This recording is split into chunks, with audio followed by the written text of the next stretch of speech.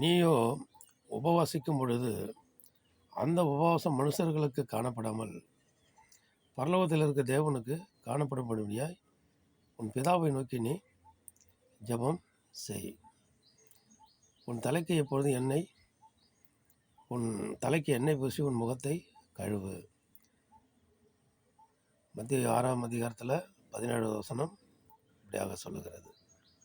நாம் உபவாசிக்கிற நாட்களில் நம்ம ஆண்டவருக்கு மட்டுமே அது தெரிய வேண்டும், வேறு யாருக்கும் நமக்கு தெரியக்கூடாது அப்படின்னு சொல்லி தான் அந்த வசனம் சொல்லுகிறது. அப்போது நம்ம என்ன பண்ணுவோம், உள்ளத்தில் தீர்மானித்து ஆண்டவருக்கு முன்பாக நம்ம அமர்ந்திருந்து நம்மளுடைய விண்ணப்பங்களையும் வேண்டுதல்களையும் அவரிடத்திலே நம்ம வைத்து உபவாசித்து ஜெபிக்கிற பொழுது அவர் நன்மை செய்ய வல்லவராய் இருக்கிறார். ஆமென். அல்லேலூயா.